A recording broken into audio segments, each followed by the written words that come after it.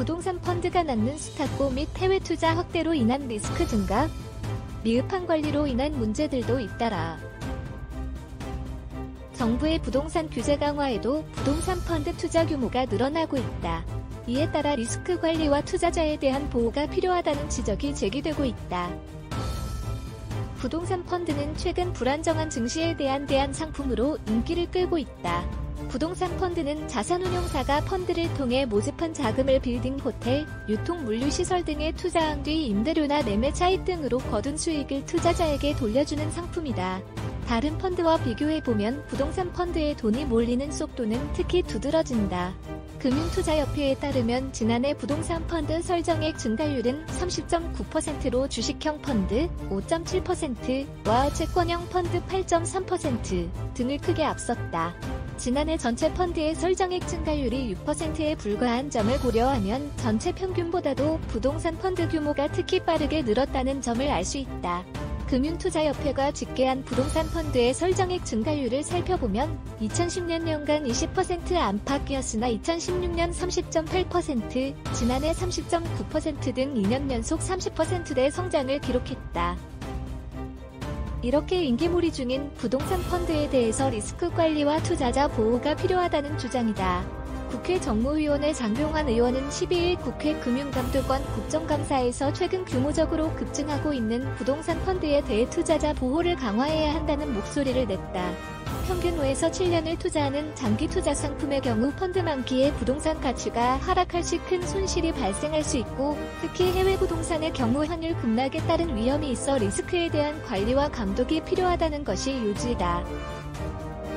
부동산 펀드 운용 규모의 급증으로 주목해야 하는 문제 중 하나는 이로 인한 수탁고이다. 여기서 수탁고란 투자 신탁회사들이 수익증권을 매각한 후 환매되지 않고 남아있는 순자산가치로 수탁고가 높다는 건 믿고 맡기는 돈이 커지는 것이기 때문에 자연스럽게 리스크의 확대로 연결된다.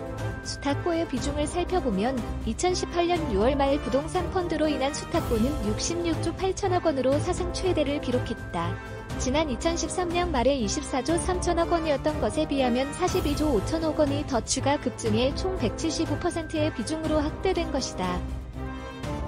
여기서 또 하나 주목해야 할 부분이 바로 해외 투자 규모의 비중이다.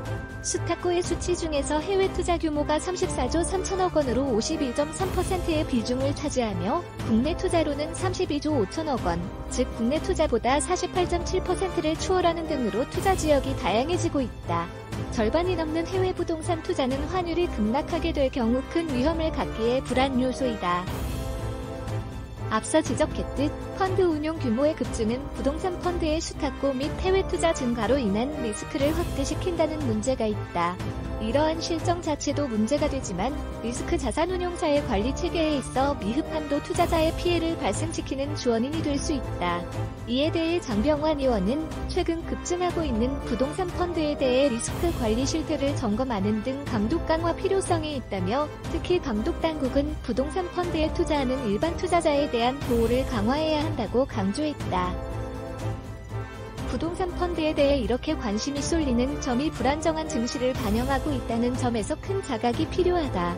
뒤이어 이로 인해 발생될 수 있는 수탁고 및 해외 투자 확대로 인한 리스크, 더불어 미흡한 관리 실정까지, 이에 적절한 방안 논의가 우선적으로 진행되어야 할 것이다.